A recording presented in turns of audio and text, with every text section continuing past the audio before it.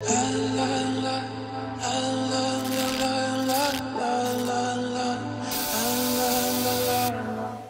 fusalera, de vestuario, de venda y de reflex.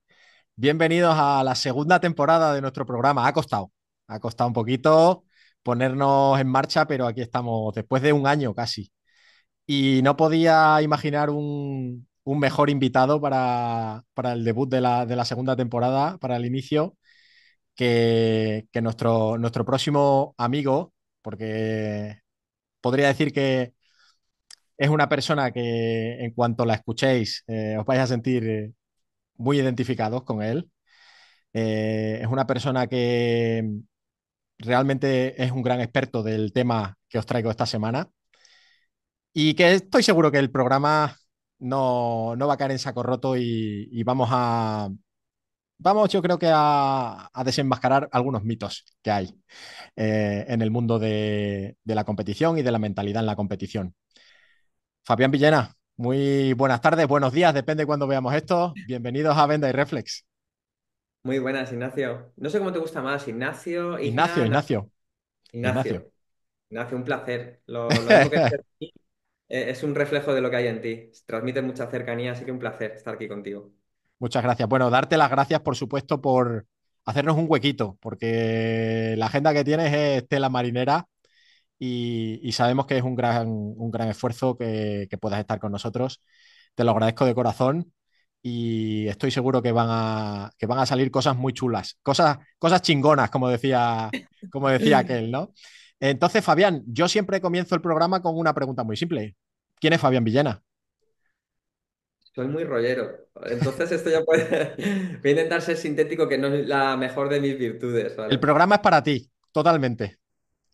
Definiría padre de familia numerosa de tres preciosas hijas, marido de Natalia, que ya mañana, hoy lo estamos grabando, no sé cuándo se emitirá, pero estamos grabando un 3 de marzo, mañana 4 de marzo, hacemos 24 años ya de casado. Llevo más años Enhorabuena. con mi mujer que sin estar casado con ella. O sea, sería muy difícil entrar en mi vida sin ella. Y soy un enamorado de la psicología y del deporte. Son de estas dos grandes pasiones. Cuando yo era pequeño, yo decía que era un tonto motivado porque yo nací en Elda, soy Villena de apellido, pero luego me fui a vivir a Villena, en Alicante, y te digo que era un tonto motivado porque mi sueño, si tú que has leído el libro, conoces que mi sueño era jugar en el Athletic Club de Bilbao. O sea, quien conoce la filosofía del Athletic Club de Bilbao sabe que ya era imposible porque yo había nacido en Alicante, ¿no? Pero yo siempre me hacía fotos con la camiseta de Athletic y tal, diciendo, tengo que demostrar, por si cuando empiece a destacar por aquí, que yo soy del Athletic de pequeño y que yo tengo el alma del Athletic, ¿no? Bueno, mi realidad fue muy diferente por diversas causas. Siempre se me quedó la espinita de haber podido jugar, porque, bueno, creo que no se me daba mal, de haber hecho hasta dónde podría haber llegado en el mundo del fútbol. Y del fútbol sala ya me reenganché después y no tenía la calidad para haber llegado mucho más lejos. Pero en el mundo del fútbol yo hubiera tenido buenas condiciones, bueno, circunstancias de vida y demás. Cuando tenía la edad de ser futbolista, mi realidad era muy, muy diferente a ser futbolista. No me pedían ni autógrafos, ni fotos, ni cobraba lo mismo que un jugador de Atlético. A lo que me dediqué desde los 15 años hasta los 33 más o menos, fue a vender zapatos en los mercadillos, que no era el trabajo de mi vida, era un trabajo que a lo primero incluso odiaba. Luego, pues me acuerdo de una frase que me gusta mucho, Ignacio, que dicen, si eres muy bueno haciendo lo que no te gusta, imagínate lo bueno que serás cuando hagas lo que te gusta, ¿no? Entonces pasé de odiarlo a enamorarme de mi trabajo, enamorarme de todas las posibilidades que me daba ese trabajo, pero luego ya con 27 años conseguí quitarme la espina, jugar en el equipo de fútbol sala de mi ciudad, en el Villena Fútbol Sala, en el Beliana que se constituyó, bueno, cambiaron el nombre y demás, y recuerdo que dije, bueno, analizando con 27 años, digo, del fútbol sala no voy a vivir, porque no, no tenía la calidad suficiente ya en mi edad con 27 años ya no procedía. Entonces digo, vale, ¿qué quiero hacer con el resto de mi vida? Estoy haciendo este trabajo que me gusta, pero la pregunta que me dice, oye, ¿con 70 años me sentiría realizado haciendo este trabajo toda mi vida? Y mi respuesta inmediata fue que no, ¿no? Hay una frase que me gusta mucho, que digo que no creo que vengamos a esta vida solamente a pagar facturas y ver Telecinco, ¿no? Que creo que en la vida hay algo más. Y ahí fue cuando me puse a estudiar por las noches, noches, fines de semana, con mucha ayuda de Natalia. me puse a estudiar la carrera de psicología, primer curso para mayores de 25 años en la UNED, a la que siempre tengo un gran vínculo, les tengo mucho aprecio porque me transformó un poquito mi forma de entender la vida. Y luego ya me puse a estudiar la carrera de psicología y a curso por año, mientras trabajaba 70 horas a la semana, muy, muy, muy intenso. Y cuando terminé la carrera, hice las prácticas en psicología clínica y yo me di cuenta que yo no tenía vocación de psicólogo clínico. Admiro a la gente que lo hace, pero yo no tenía esa vocación. Y entonces dije, vale, ahora ya tengo la licenciatura, que en aquel momento eran 5 años, digo, ¿qué hago ahora? Y dentro de las posibilidades que había, lo tenía claro que digo, me voy hacia el deporte. Y enseguida, como soy una persona ambiciosa en el buen sentido, decir, oye, a mí me gusta, como dicen, ¿no? Apunta a la luna y si no, te quedarás en las estrellas, ¿no? Pues dije, el psicólogo del Atlético de Bilbao, ¿qué formación tiene? El Atlético de Madrid, el de el Real Madrid, el Barça, ¿no? Pero especialmente el de Atlético de Bilbao, ¿eh? Era el que más observaba a ver cómo León, quedaba. León ahí. Y claro, vi que todas las formaciones que tenían y dije, pues yo si quiero llegar ahí tengo que formarme igual que estas personas. Y ahí empecé ya una carrera de formación que fíjate, luego como coincidió que fui papá con el momento en el que hice el cambio de trabajo, que ya me puse por mi cuenta, tal vez por miedo y demás, pues porque vi más posibilidades de generar dinero con el tema de la empresa, pues me fui la psicología aplicada a la empresa, pero siempre he estado haciendo cosas con el ámbito del deporte, incluso mi experiencia nos van a escuchar vamos, con un deseo muy alto. Porque mi experiencia en un equipo de fútbol sala duró 4 meses y no ganamos ni un... Bueno, no, perdona, perdimos todos los partidos. Bueno, oye, es una buena experiencia. Eh, Te digo una cosa, aprendí mucho también. Ahora lo contextualizo, esto era el titular, ¿vale? Tenía muchísimo mérito porque no sé si llegarás a conocer, hay un chico que ahora no está entrenando, pero para mí es un tío, un crack como entrenador. El chaval es de aquí de Villena, se llama José Ignacio Micón, Nacho Micón, y este chico llegó a hacer el Sierra de Salinas, un pueblecito de 1.500 habitantes, lo llegó a hacer campeón de España. Una bestia. Luego llegó al Sierra de Salinas, se quedó una plaza vacante y tal, y ahí cometieron, desde mi punto de vista, un error porque compraron una plaza en segunda división cuando no tenían los medios Me acuerdo de económicos. aquello. ¿Te acuerdas tú Me acuerdo de aquello. Pues claro, tenían igual 2 o 3 jugadores que habían jugado en segunda división, sí que había un par de ellos con buena calidad y demás. Claro, que llegamos a competir bien al principio de liga contra Valdepeñas, que estaba Ujú. jugando Joan. eh, Joan Linares. Partido.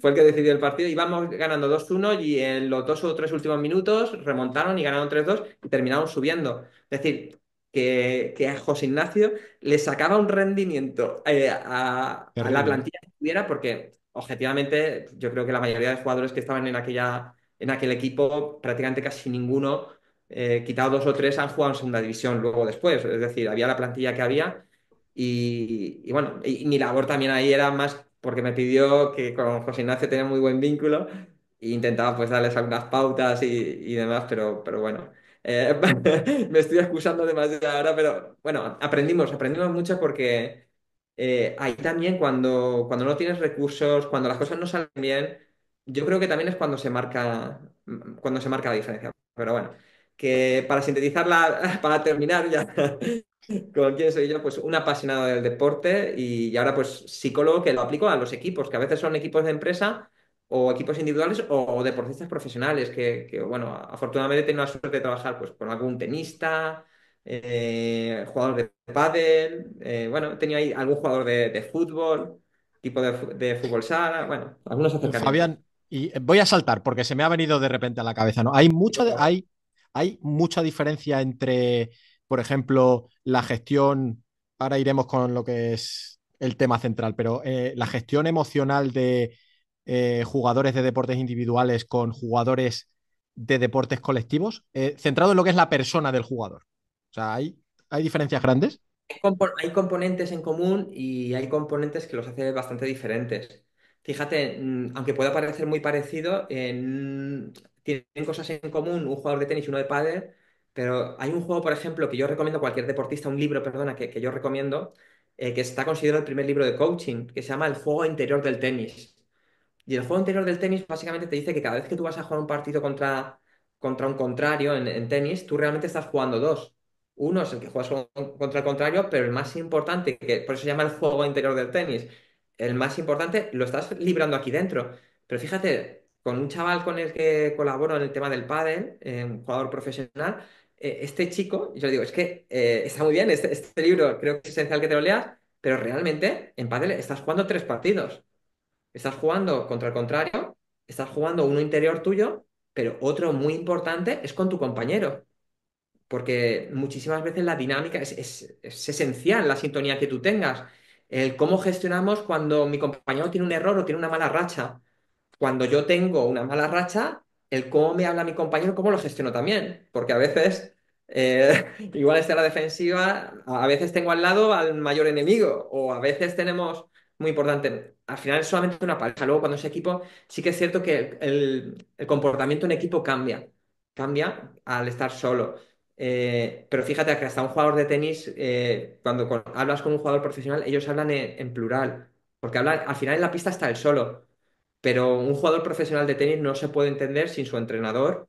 Aquí tenemos en Villena una academia que es probablemente la mejor del mundo, no es porque sea de aquí de la tierra, pero joder, pocas academias pueden decir que tienen dos números uno, Claro, que está fundada por Juan Carlos Ferrero y tiene ahí a Carlitos Alcaraz, que es una bestia. Ellos siempre hablan del equipo, o sea, a Carlos Alcaraz sería muy difícil entenderlo sin el trabajo, no solamente de Juan Carlos Ferrero, que es esencial, que me parece que lo ha educado muy, muy, muy bien y muchas de las cosas que yo hablo en mi libro, me parece que Juan Carlos Ferrero es un gran ejemplo y lo ha ido proyectando mucho en Carlos Alcaraz. Pero es que también está Cascales, que es segundo entrenador ahí, que siempre lo ha acompañado y fue el mentor de Juan Carlos Ferrero. Ferrero. Tienen por ahí a Samuel, tienen a fisios, tienen también psicólogos. Es decir, hay un trabajo, aunque esté en la pista una persona, hay un trabajo en equipo, ¿no?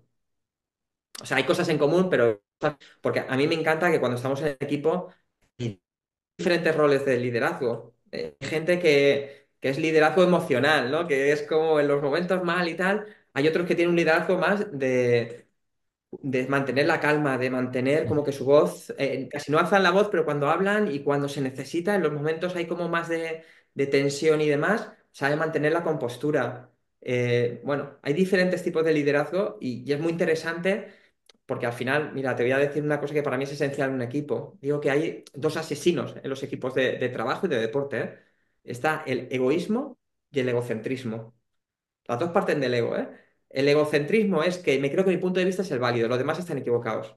Yo Ujú. lo estoy viendo desde mi punto de vista, el delantero solamente lo está viendo como ese delantero, o el pivote, el cierre, el portero, egocentrismo. O sea, me creo que yo soy poseedor de la verdad absoluta, fricción. Y segundo, y esto es muy común en deportes profesionales, el egoísmo. Y el egoísmo, fíjate, tiene un matiz muy sutil, que no es que yo no piense en el equipo, sino que yo antepongo mis intereses al bien del equipo. Fíjate, el otro día, hablando con un entrenador profesional, no para la persona, pero te voy a decir al jugador que dijo que era el mejor el jugador que había tenido, y me dijo Valerón. Valerón dice lo que hacía él, el tempo, tal. Yo digo, hostia, yo me acuerdo que lo vi una vez y pasaban al lado de él y no defendía. Dice, es cierto que no se iba, dice, defensivamente no se iba a sacrificar y tal, porque no era su fuerte, no era. Dice, pero tenía tanta clase y tal, y sobre todo era un tío que se entregaba al equipo. Entonces, fíjate que él no hablaba casi. Incluso Ujú. tenía una voz que los expertos en Sí, oratoria no es una voz nada autoritaria, ¿no? Porque una vocecita así, ¿no? Muy, muy de pito y tal. Pero decían que era un tío que como que era tan buena gente y demás, que cuando él hablaba, todo el vestuario callaba y todos le seguían. ¿Por qué? Porque era lo contrario del egoísmo. Era un tío que se entregaba, aunque fuera la estrella de cualquier equipo de los que estaba, él se entregaba al resto de los compañeros, priorizaba el bien común a su bien individual. Y eso es lo esencial, y ahí es cuando ya entra en el deporte de equipo las dinámicas. Te digo que a veces en el fútbol profesional, y más ahora en un mundo tan de estadísticas y demás, muchos futbolistas totalmente. y tal, lo que quieren hacer son sus números, porque es que a veces fíjate, de manera poco inteligente, a veces, desde los directores técnicos y tal, creo que ponen objetivos individuales que sacrifican.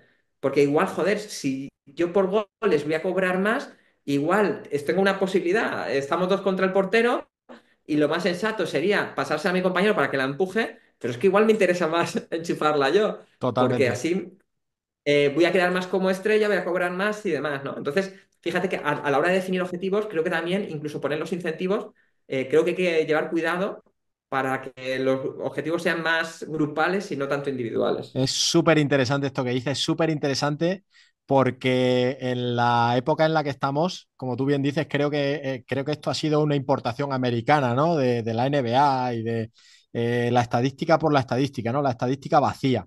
Y es algo que estamos importando en Europa, mi sensación y mi experiencia también como director deportivo, estamos Ujú. importando a Europa, pero de una manera muy incorrecta, porque es verdad que la analítica avanzada es muy buena para el deporte, pero tiene que tener un Total. sentido y un contexto. El poner estadística por estadística, como tú muy bien has dicho, lo que está generando es mucho egoísmo, que el jugador hoy en día no vea el aspecto holístico, ¿no? Que está tan de moda esa palabra últimamente, el aspecto holístico del equipo que es el conjunto gana títulos, ¿no? En el deporte profesional, por supuesto.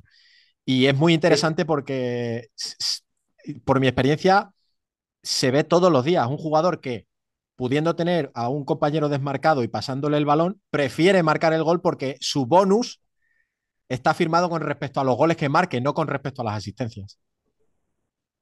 Es que, fíjate de lo que estamos diciendo, esto no es un discurso anti-números, anti-IA, anti-estadística. No, esto es un discurso de pro ambas cosas, pero con equilibrio y con sensatez, ¿no? Porque creo que es esencial, incluso, fíjate, hay un componente, esta semana pasada hablaba con unas doctoras y tal, que hablamos de la importancia de la intuición. La intuición es un conocimiento no tácito que muchas veces el inconsciente va procesando. ¿Quiere decir que tenemos que tomar todas nuestras decisiones en base a la intuición? No. ¿Quiere decir que todo lo tenemos que hacer en base a la estadística? No.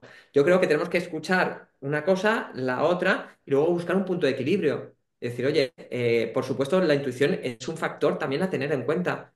Porque de hecho, Jolinas, cuando tú ya has tratado con 1.000 jugadores cuando tú hablas con ellos, esto también es interesante, que yo a veces alucino en deporte profesional cómo se hacen fichajes.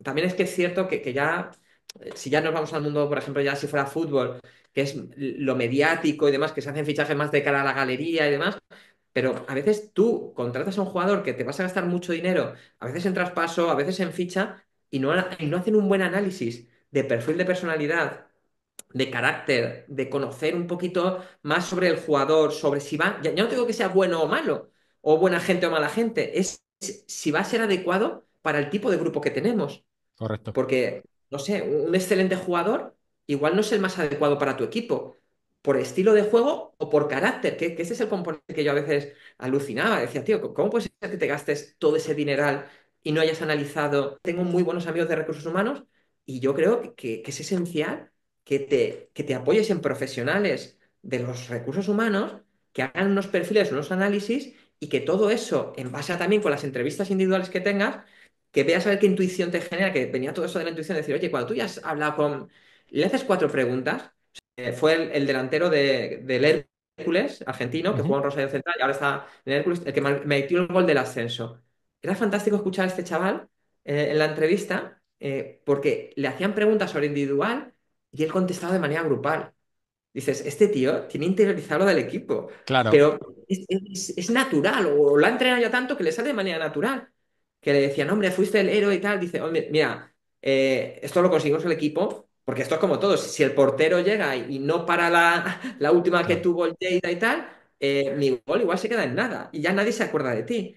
Para que yo rematara de cabeza, alguien tuvo que ponerla en la banda. El de la banda la tuvo que colgar. Es decir, ahí te das cuenta, cuando tú hablas con alguien, en 5 minutos, te das cuenta un poquito. Y creo ¿De que por antes de dónde hacer va? decisiones tendríamos que hacer ese análisis. Totalmente. Está, como dicen los ingleses, you are nailing it. Estás dando exactamente en el clavo, porque creo que realmente los clubes, da igual del deporte que sean, en nuestro caso es un podcast de futsal, ¿no? Y es verdad que el Ujú. futsal tiene muchas cosas por arreglar, muchas cosas que mejorar y que arreglar, pero el departamento de recursos humanos de un club deportivo con la diferencia de salarios y de vida que tienen los jugadores, sería muy, muy, muy, muy importante que se le dedicaran recursos, ¿no? Nunca mejor dicho. Me parece que es esencial porque, mira, básicamente tengo un buen amigo que se llama Rubén Montesinos de Recursos Humanos que dice, una empresa sin trabajadores es un edificio vacío. Un equipo son personas y no personas individuales. Es el funcionamiento colectivo como un grupo.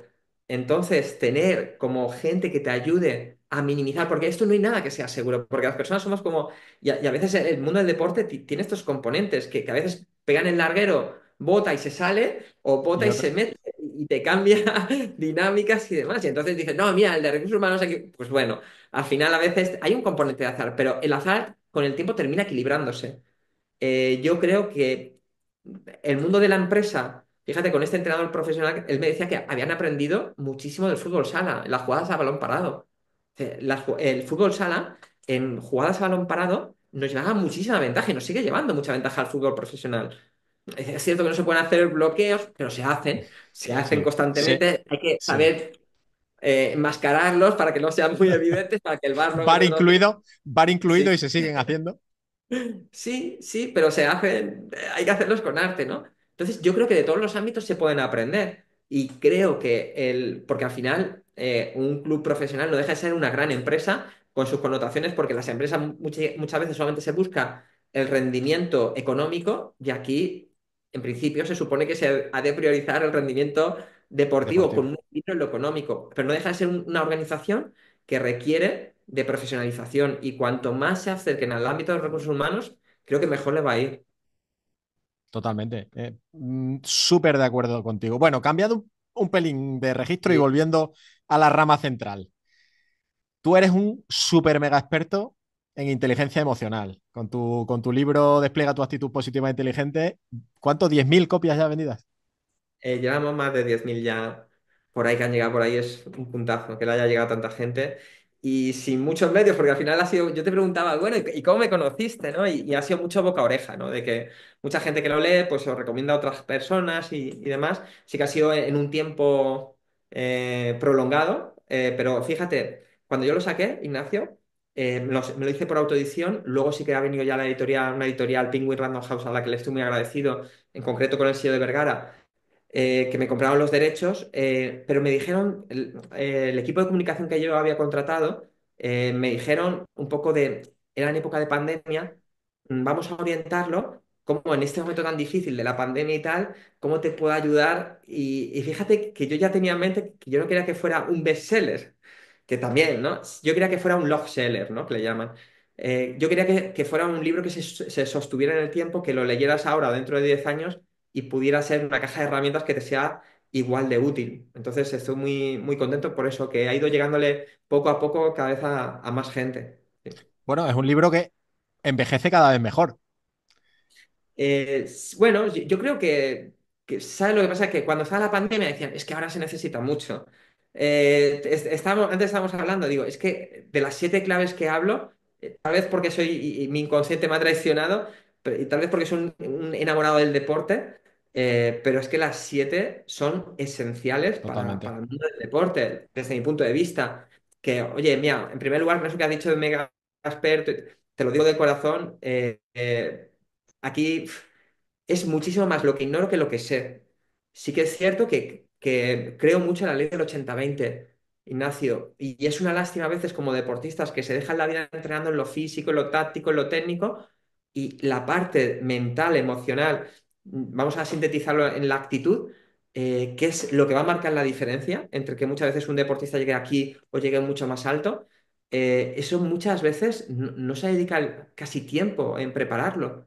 Y creo mucho en la ley del 80-20, que con 4 cosas, con 4 herramientas que mejoras mucho. O sea, esto no se trata de hacer muchas cosas para mejorar poco. Eso pasa un poquito como cuando te pones a dieta. Ignacio, llega, te pones a dieta y a lo primero pierdes bastante peso, Sí, y entre comillas, luego, con poco esfuerzo. Luego, para ir bajando ya 1 kilo, te cuesta que la leche. Pues aquí pasa un poquito parecido, decir, oye, tío, es que no hace convertirte en un psicólogo magnífico. No, no, es que 4 cositas que las entrenes, que las practiques, tu evolución y lo bonito que tiene es que te va a valer para el futsal, te va a valer para la pareja, con la familia, con los amigos, en cualquier ámbito de tu vida. Fabián, y con todo esto que hablamos, ¿no? Del libro y demás, yo quiero que la gente sepa realmente de qué estamos hablando, ¿no? De qué va este capítulo del podcast, que es la inteligencia emocional, ¿no? La actitud positiva inteligente, como tú la Ujú. denominas en tu libro. Cuando hablamos de inteligencia emocional, ¿qué esperamos? ¿Qué tenemos que esperar de ello?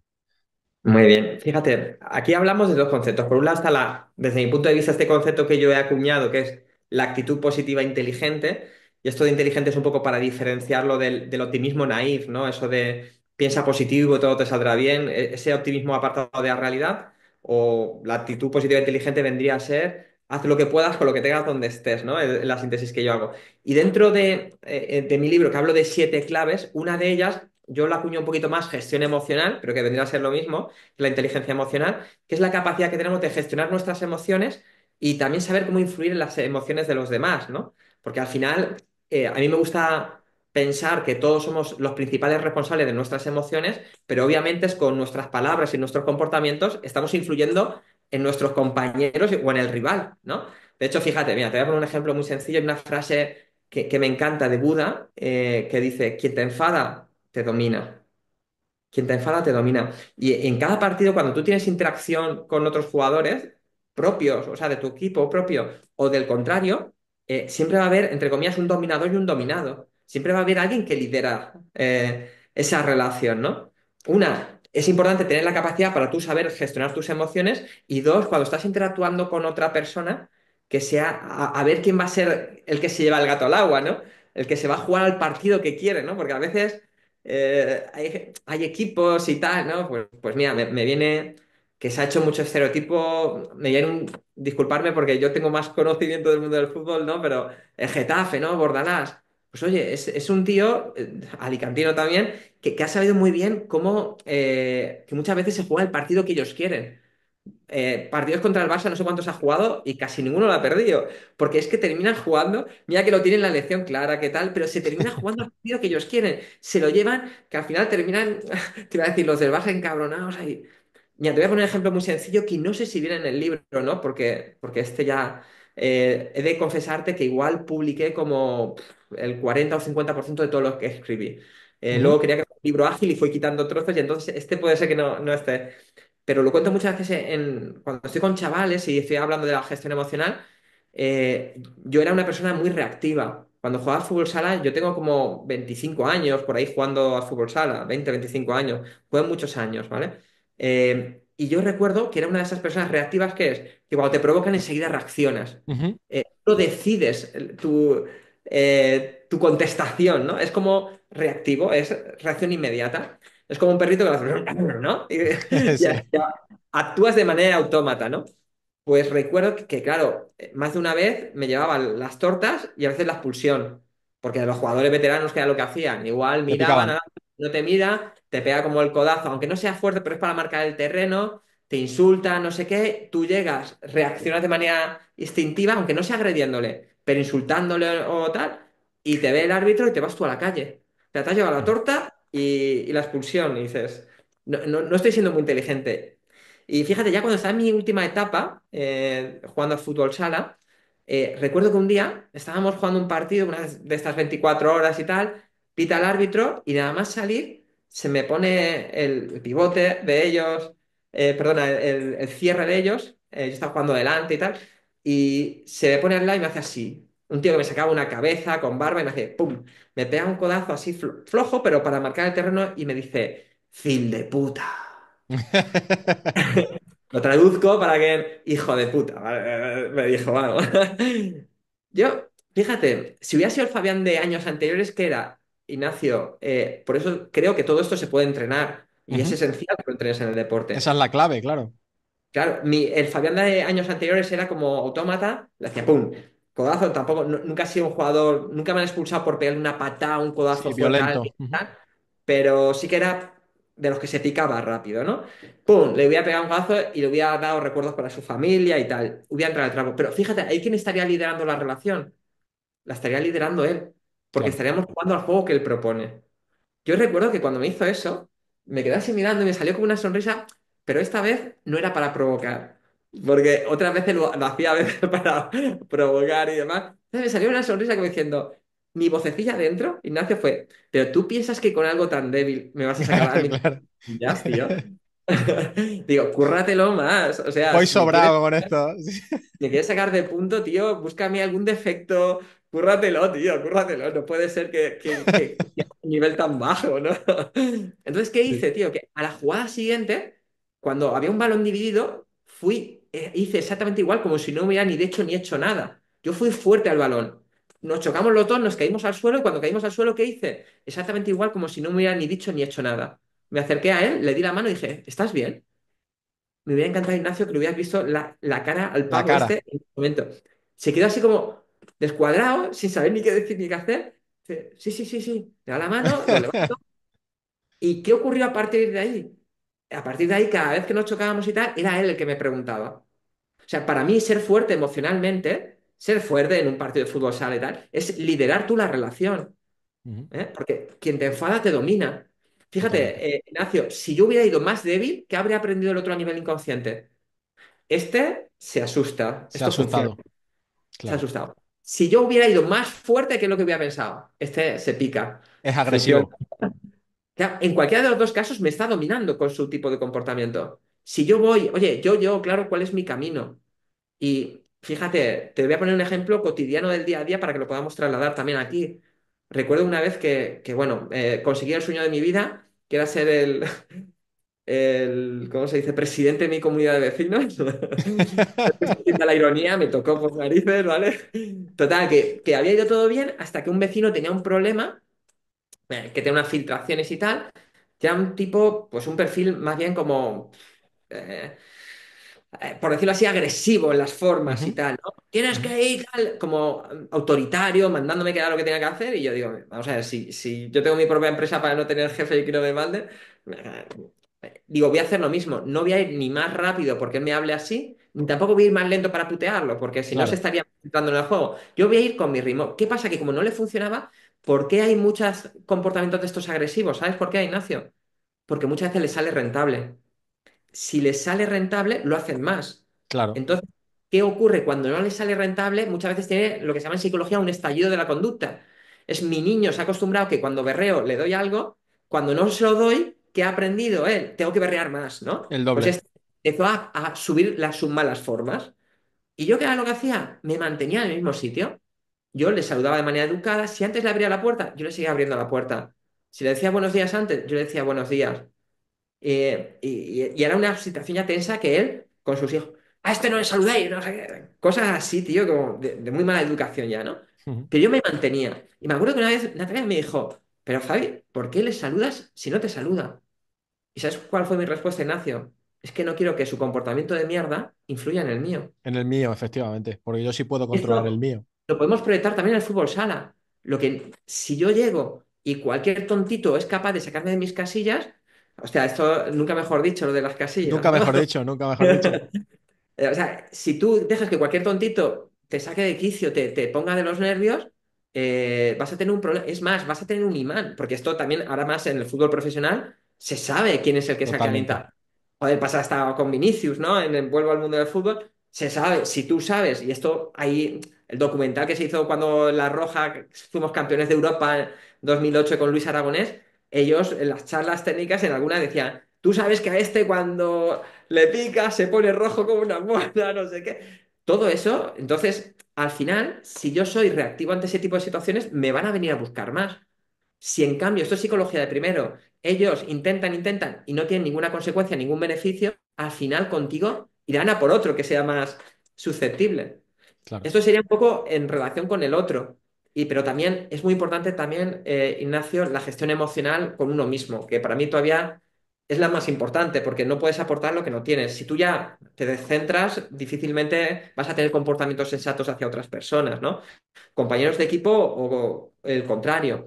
Y fíjate, aquí básicamente yo juego muchas veces con un pequeño esquema de decir, oye, mira, todos tenemos pensamientos, que a mí me gusta llamarle la vocecilla, ¿vale? La vocecilla, ¿tienes una vocecilla dentro de ti, Ignacio?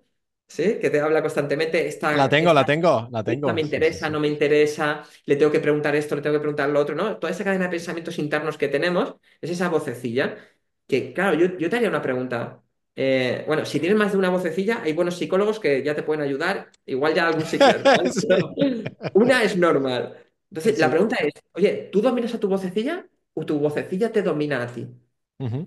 Porque muchas veces es ella la que se va, la que coge, es como automática, una cadena de pensamiento, entramos en una dinámica negativa, imagínate, tú que eres portero, comete un error, madre mía, la he cagado, ya ves, toda la semana entrenando, ahora ya veremos si me vuelven a poner la semana que viene, y como ahora la cagué, como ya la cagué otra, ya sí que ya no me puedo permitir ningún error. Empiezas a hablarme de esa forma, ese tipo de pensamientos, ¿qué tipo de emociones te va a generar? Pues, por Negativas. ejemplo, te va a generar tensión, ansiedad, angustia, miedo. ¿Se nota en un jugador, en un portero, en cualquiera que juega con miedo o juega desde la confianza, desde la ilusión?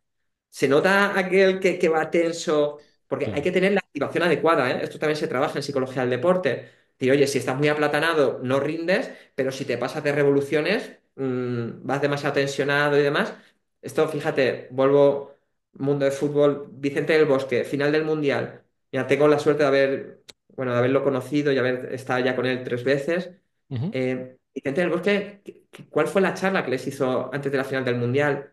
¿Tú crees que fue a motivarlos? Chicos, a estos hay que... Bueno, no es ni su estilo, ¿vale? Porque él tiene un Sí, liderazgo también muy bonito al estilo Valero, ¿no? Es sí. un señor que habla con mucha educación, que siempre va pensando en el grupo, cero ego, ¿no? Pero fíjate, le dijo, mira, es cierto que probablemente es el partido más importante de vuestra vida de fútbol, ¿no? Muchos de vosotros igual nunca habría soñado con jugar un partido de fútbol, o sea, una final de un mundial, pero he de deciros una cosa, no deja de ser un partido de fútbol, no es más. Como vamos a quitarle importancia, vamos a quitarle Hierro. hierro. Ujú. Es más, si nosotros, si vuelvo a la inteligencia emocional, dice, si nosotros hacemos lo que sabemos, probablemente ganaremos porque tenemos más clase y más calidad que ellos. Si nos vamos a su partido, que Claro. recuerda, si recuerda la final del Mundial, o sea, Holanda jugó mucho con tratar de provocar y de que se jugara un partido muy bronco, muy de provocar, la patada aquella, bueno, un montón de De Jong. acciones a Iniesta, no sé cuántas patadas, y iban a intentarlo llevarlos a su partido, ¿no? Mm. Que si nosotros hacemos nuestro partido, probablemente ganaremos porque tenemos más calidad que ellos. ¿Qué es lo que hizo? No fue un discurso de llevarlos aquí arriba. Claro. No hace falta motivarlos, no hace falta activarlos porque ellos ya tienen esa motivación. Al contrario, necesitamos que estén concentrados, necesitamos que estén en su sitio, ¿no? Entonces tenemos esa vocecilla que nos genera un estado emocional, ese estado emocional nos lleva a un comportamiento y ese comportamiento nos lleva a un resultado. ¿Qué ocurre? Que muchas veces queremos resultados del partido, de actuación individual, queremos que nuestras emociones sean las adecuadas, pero ni en los resultados ni en las emociones podemos actuar de manera directa. ¿Cómo podemos influir? En las otras dos, en los pensamientos y en la conducta. Por eso, fíjate, en psicología la corriente que impera de psicología en España es la cognitivo-conductual. Cognitivo de pensamientos, conductual de conducta. Ujú. Por ejemplo, en un jugador de fútbol sala es importantísimo que aprenda a saber concentrarse, dirigir su diálogo interno, que esto se entrena, que especialmente en los momentos duros, esto es como todo. Joder, ¿cuál era la diferencia entre Nadal y la gran mayoría de los tenistas del mundo? Que cuando llegaban los momentos de la verdad, sabían mantener la calma, tenían un diálogo interno brutal, porque claro, tío, si tú estás pensando, imagínate, Ignacio, estás jugando al final de Wimbledon. Y dices, madre mía, tío, como la cague en este momento, 2 millones de dólares lo que me estoy jugando, que pasar a la historia. Si empiezas con ese diálogo, ¿qué es lo que hace? Se Se tensa te tu agarra raqueta. todo. Fíjate, esto lo sintetizaban muy bien en una frase que decían, si un arquero dispara por el placer de disparar, mostrará su mejor virtud.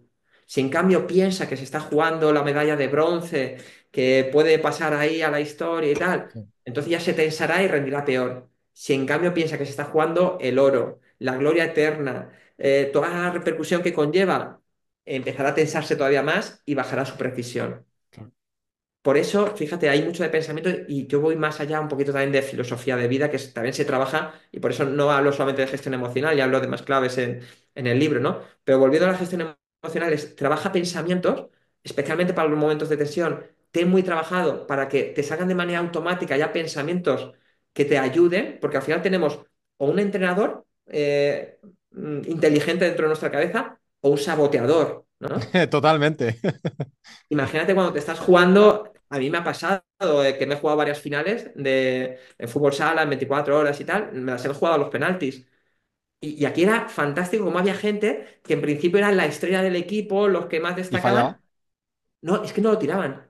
Yo O ni lo recuerdo un tiraban. amigo, y no voy a poner nombre y tal, que probablemente para mí era el mejor, el que más corría, el que más goles metía, no sé qué, pero cuando llegó, dijo, y además que me pareció también responsable, si no se ve con la confianza y demás, pero la presión ahí le pudo. O sea, objetivamente, él, la presión de tener que tirar un penalti, dijo, mira, hay otros compañeros y a mí, joder, me gustaba como decir, tío, sé que es una posibilidad, pero yo estaba convencido que lo iba a meter. Fíjate, mira, te voy a poner un ejemplo fantástico de inteligencia emocional aplicado al ámbito del deporte, va a ser de fútbol, pero Sergio Ramos, ¿te acuerdas hace muchos años? En Penalti una contra el semifinal Bayern. mandó un balón, o sea, tiró un penalti decisivo, que era la ronda de penaltis, la mandó, que la sacó del estadio del Bernabéu. No sabes la de memes, la de burlas que se Sí. hizo. Yo recuerdo un meme que me hizo gracia, que era Saturno, Plutón y la pelota de Sergio La Ramos. pelota. O sea, se hicieron, vamos, no sé cuántos memes y cuántas bromas. Poco tiempo después, creo que era la Eurocopa, nos toca en uno de los cruces contra Portugal. En los penaltis, nos toca ir a los penaltis y cuando llegan los penaltis veo que coge Sergio Ramos el balón y yo era el primero que decía, no, él no, con toda la presión que tiene, ¿cómo va a tirarlo él? Por favor, él no. Llega, se planta delante de él y ¿recuerdas lo que hizo? Sí, Panenka. Exacto. Tío, Sí. o sea, más de una vez cuando yo explicaba inteligencia emocional, digo, habla de inteligencia, os voy a poner un ejemplo de inteligencia y sacaba a Sergio Ramos y algunos, Claro, sí, la broma fácil. ¿no? Es que hay muchos tipos de inteligencia. Está la Sí, inteligencia social, la inteligencia emocional, la inteligencia, pues bueno, musical. Bueno, hay muchos tipos de inteligencia. Y en temas de inteligencia emocional, Sergio Ramos es un puto crack. sí, sí. Y recuerdo que en una entrevista, volvemos otra vez a la vocecilla, él tenía mucho vínculo con, bueno, creo que lo sigue teniendo con Pablo Motos, ¿no? Porque su chica trabajaba Sí, la allí en el rubia. hospital. Entonces él hace una entrevista. Dice, vamos a ver, en el momento que tú hiciste eso, cuando tú coges el balón y vas camino para allá, ¿qué estás pensando en la cabeza? ¿Hacia dónde la vas a tirar, tal? Que no, no, ya tenía claro qué era lo que iba a hacer. Iba a mirar, iba a aguantar y si veía que el portero se vencía, yo ya... Lo único que estaba pensando es si para celebrarlo me iba hacia la derecha o hacia la izquierda. Sí. ¿Lo puedes fallar? Por supuesto que lo puedes fallar, pero la probabilidad de acertar es infinitamente superior Claro. cuando a mí me encanta jugar, cuando son los penaltis, en una tanda de penaltis, cuando veo las caras con la familia, luego acertaré alguna, otras no y tal, pero oye, nada más ver las caras, digo, ostras, este tiene una pinta de que lo va a De fallar. fallarlo, sí, sí, sí, Es sí. que hacia dónde apunta la mirada. Si lo ves, la tensión de la musculatura de la cara. Yo recuerdo aquella tanda que cambió la historia del fútbol español, que fue la de España-Italia.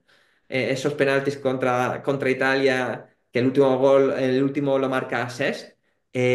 Uno de los, no sé si a Di Natalio quién era, uno de los italianos, si podéis revisar el vídeo, os vais y cuando uno de los que falla, le ves la cara, Sí, sí. va descompuesto, va Va, tensionado no, no le como cabe la diciendo, qué camiseta. Sí, sí. marrón, qué Sí, marrón me ha caído aquí.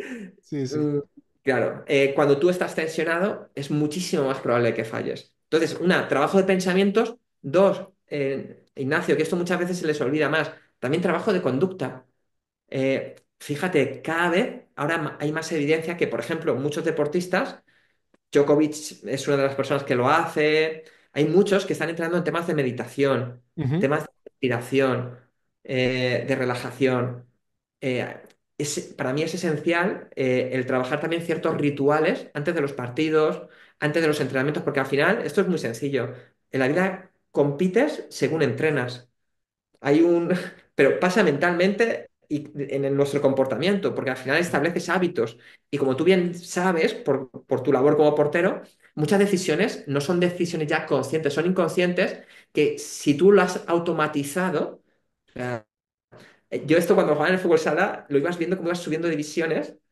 cuando jugabas algún amistoso contra divisiones más elevadas, decías, o sea, es que los movimientos básicamente son los mismos, porque Sí, no hay mucho más. Lo que cambiaba era la velocidad con lo que lo hacían y la velocidad en la toma de decisiones. Aparte de la técnica también, ¿eh? Que también la técnica se notaba bastante de cómo nada más que ya recibían, la estaban pisando, orientando y demás, ¿no? Pero sobre todo la toma de decisiones. Yo recuerdo un partido contra unos que ya eran como dos o tres categorías más. Recuerdo que se iban a pasar entre los dos que estaban de cierre y yo lo veo y me anticipo, la corto, pero es que el portero ya me estaba leyendo claro, a mí. Cuando quise controlar el balón, me arrambló, falta fuera del área, pero ya está. claro. Dices, claro, esto está automatizado, o sea, no te da tiempo, porque si él piensa, en ese momento ya está dentro, ya... Entonces, según cómo tú estás entrenando esos automatismos, así te van a funcionar. Y para mí es importante tener unos rituales que te permitan llegar a los partidos en el estado emocional adecuado. Si yo cuando voy a dar una conferencia, te lo digo, yo desaparezco, sobre todo cuando ya son conferencias que son mucha gente o el contexto es como de bastante responsabilidad, yo desaparezco, me hago mi meditación, me digo una serie de frases, claro, mi vocecilla no la puedo dejar ahí, que era lo que me Sí, sí. pasaba antes, ¿no?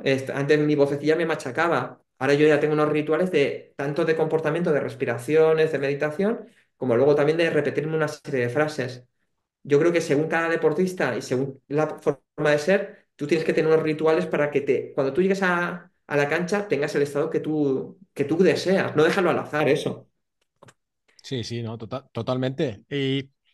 Y Fabián, yo te quería preguntar, sé que es una pregunta un poco, bueno, etérea, pero Ujú, ¿crees que dependiendo del deporte, en nuestro caso el fútbol sala, ¿no? Porque todas estas cosas que tú has dicho, eh, bueno, en cierta manera pueden sonar cosas lógicas, ¿no? Es decir, bueno, sí, yo tengo que educar mi cabeza para que... Pero realmente yo conozco muy poquita gente en el mundo del fútbol sala, que es mi mundo, que realice este tipo de cosas. Porque sí que hablamos, por ejemplo, bueno, pues tengo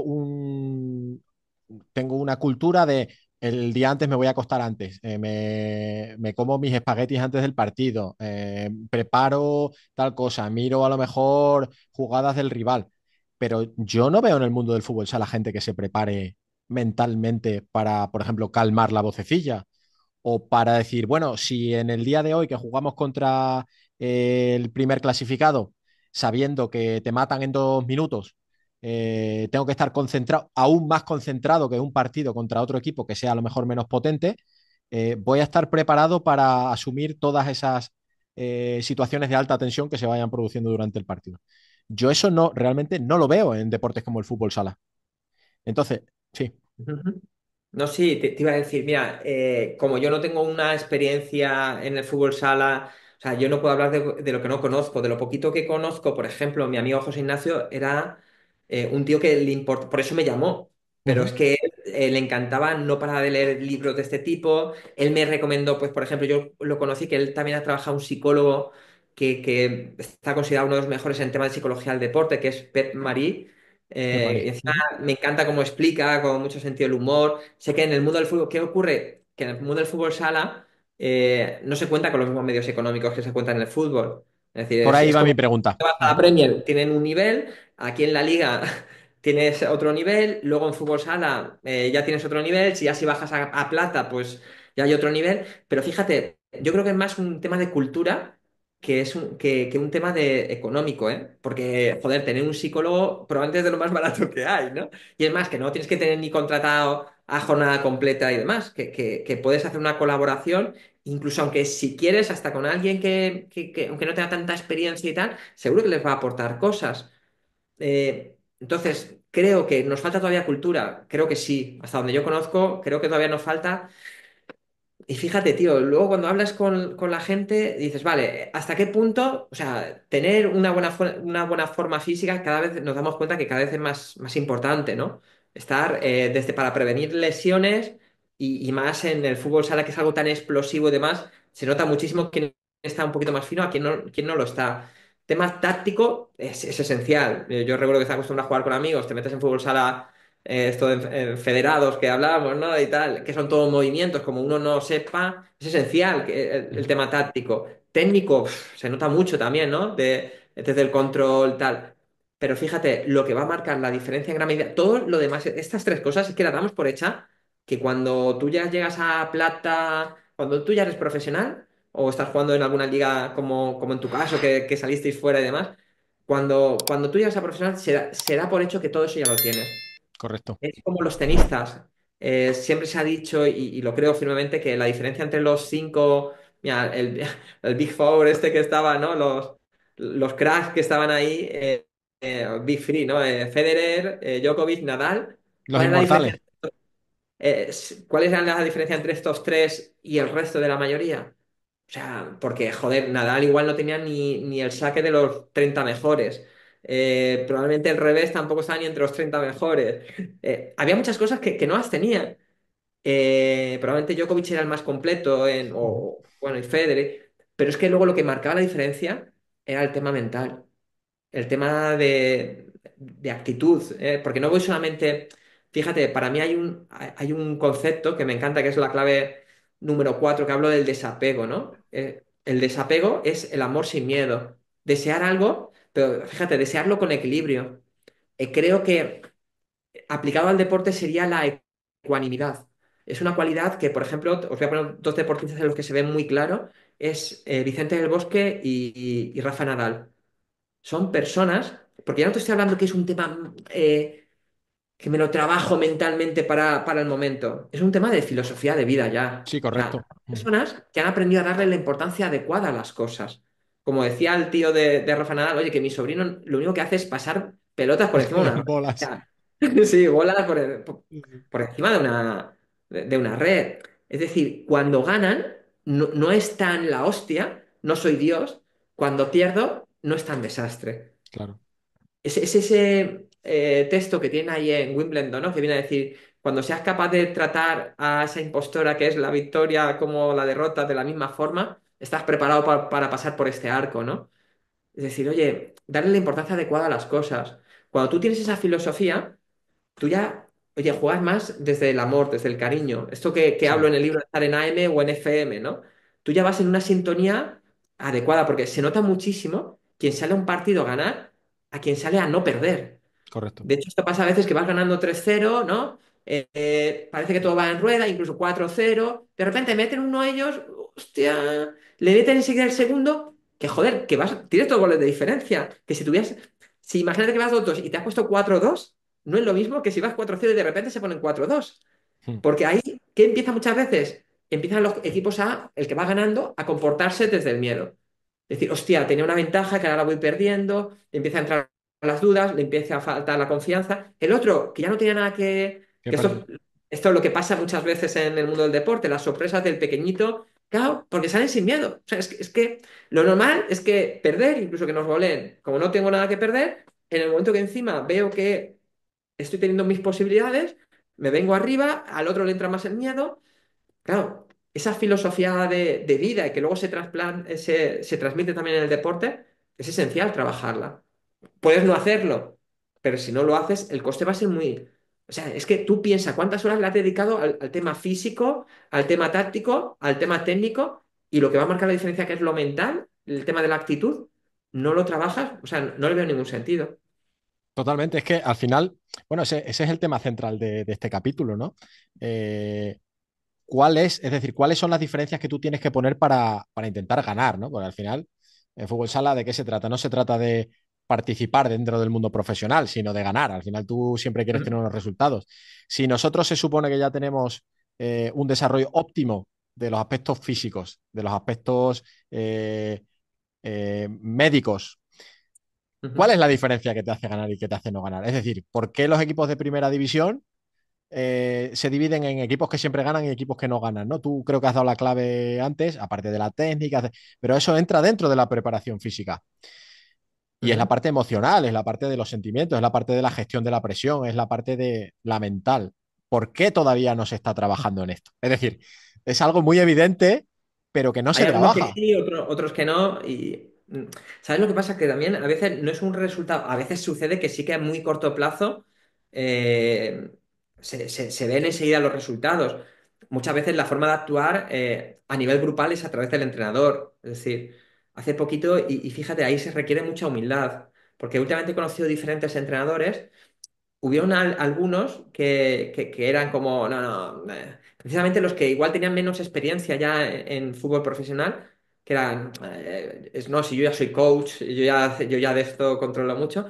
Fíjate que luego de los más cracks que he conocido, tenían una sincera humildad, una apertura, que decían, mira, yo más que nada, sobre todo lo quiero para mí, para luego yo para estar bien tal y luego podérselo transmitir a... Y tú dices, joder, no es casualidad que hay entrenadores que están tantos años trabajando que les va bien, porque luego hay un factor también de muchos otros factores que no dependen de ti, una pequeña parte de azar que con el tiempo se va equilibrando y demás. A veces es un proceso y fíjate, a mí hay una frase que me encanta, Ignacio, que dice, vincúlate con la acción, desvincúlate del resultado. Sobre todo, Correcto. vincúlate con el proceso, porque a veces hay un decalaje. Esto es como, joder, cuando tú quieres coger ciertos automatismos en jugadas y tal, a lo primero te sale fatal. Incluso dices, joder, te dan ganas de abandonar y dices, si es que de la otra forma, ya. Pero para que, si tú sigues confiando y persistiendo, siendo consciente de que ese es el camino, de que yo estoy trabajando el proceso, y aunque, jolines, aunque hoy no me haya tenido el resultado porque a última hora han pasado un par de cosas y tal, ya, pero sabemos que este es el camino. Si tú permaneces ahí, que es lo que marca la diferencia para mí entre los deportistas cracks, tops y la mayoría, es cómo gestionamos los momentos de dificultad. Ujú. Cuando tenemos una pequeña rachita mala, esos son los momentos, es como dicen, joder, un mal calmado nunca generó un buen marinero, ¿no? ¿Cómo se genera un buen marinero y cómo te permite entrenar tus cualidades, capacidades y demostrar que estás preparado para la élite? O sea, tratar bien las situaciones fáciles, eso lo hace hasta mi hija pequeña, pero los momentos de la verdad son los momentos complicados, de tensión. Y eso es como todo. Mira, hace años se hizo viral un vídeo de un niño indio que decía, ¿qué vas a saber hacer bien? Pues lo que entrenes mucho. Si criticas mucho, serás muy bueno criticando. Si te quejas mucho, serás muy bueno. Pues como casi todo, tío, pues todo eso, cómo entrenar los momentos de tensión, cómo tener esos automatismos, cada vez yo sí que creo que en el deporte profesional, y fíjate que esto depende muchas veces de deportes que incluso a veces lo que te decía antes, con menos medios, se han dado cuenta que es tan importante esa parte mental por ejemplo, pues en el mundo del tenis probablemente hay mucho más, la figura del psicólogo está mucho más instalada dentro del Muchísimo. ámbito deportivo. En cambio, otros deportes que igual hasta cuentan con más medios, también hay que ponerlo en el contexto. Por ejemplo, el mundo de los futbolistas igual sí que los clubes suelen tener, pero los futbolistas, muchos les cuesta. Probablemente porque son muy jovencitos, todo el mundo te dice que eres un crack, te da la razón, el ego que se tiene, fíjate, te voy a poner un ejemplo muy sencillo. ¿De qué equipo de fútbol eres tú?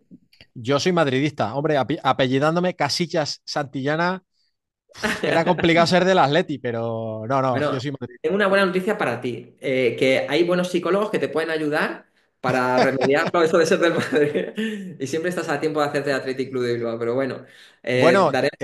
tengo que decir, Fabián, que un trozo de mi corazoncito es León porque mi familia materna es de Bilbao, con lo cual, y he pasado mucho tiempo en Bilbao, entonces lo llevo ahí siempre el corazoncito León, pero tengo que decir que soy madridista, yo eso no lo puedo negar.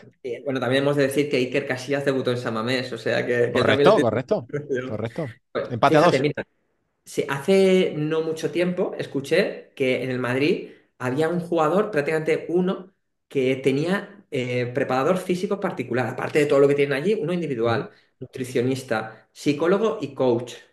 ¿Sabes quién era?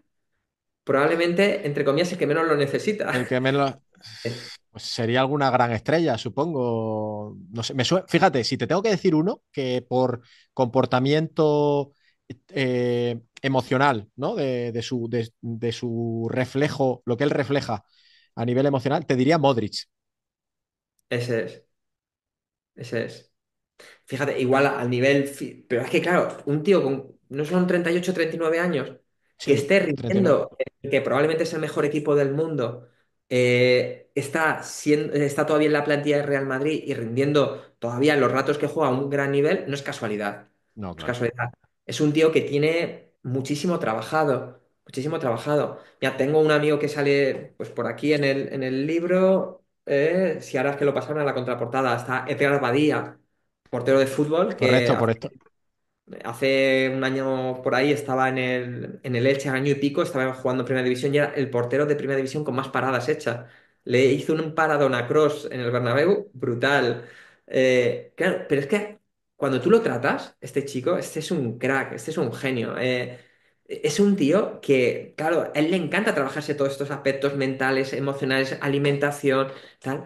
Es un tío que llegó a la élite con ya 28 años por ahí, o sea, ya bastante maduro, pero le llegó porque, y no teniendo las condiciones físicas, porque para lo que se estila ahora, que está la moda Claro. de porteros de 1,90 para arriba, él no llega al 1,80. O sea, él tenía factores físicos que iban a jugar en contra, pero es un tío tan ágil, tiene también ese liderazgo, tiene esa capacidad de seguir mejorando constantemente que no es casualidad el éxito. Y es como a nivel de equipo, y yo no soy sospechoso de defender al Real Madrid, pero fíjate, yo era hasta de los de pequeño, ay, qué suerte tienen esto de Real Madrid tal. Mira, los orientales dicen, si algo sucede una vez, probablemente no vuelva a suceder. Si algo sucede dos veces, probablemente volverá a repetirse. Cuando tres, cuatro, cinco veces, o sea, entre nosotros, yo soy de Athletic de Bilbao, para mí también, sobre todo cuando juega cualquier equipo español en Europa, me encanta seguirlos Claro. y soy del equipo español, ¿vale? Eh, Recuerdo el año de las remontadas de Real Madrid, o sea, es que era algo, entre comillas, tío, del deporte, algo mágico. Sí, Era épico, ¿no? brutal, Mm. porque tú sabes que iban perdiendo de dos e incluso de tres, pero no te ibas, porque tú sabías que podía pasar. Y creo que el que mejor lo definió, como siempre, es Valdano, que es un genio en el tema también describiendo situaciones, que dijo, oye, ¿cómo explicas esto que sucede, no? Dice, fíjate, porque esto no era histórico en el Madrid, sí, alguna remontada y tal, pero no era o sea, un campo que normalmente hasta la gente cuando ya se ponía mal le silbaban y tal. Dicen, esto al final se ha convertido como en un mito, en un aura, que los jugadores de Real Madrid se lo han creído, la afición se la Sí, ha creído y los equipos contrarios se la han creído. Porque te veías como el Paris Saint-Germain, con jugadores súper consagrados, el Manchester City, con todo estrellas que ya han ganado todo, todo. llegaban, estaban pegándole un baño en los 170 minutos de la eliminatoria y en 10 minutos se descomponían y es que veías cómo les cambiaban las caras, cómo de repente cambiaba la dinámica, el aura que se generaba. Eso no es casualidad.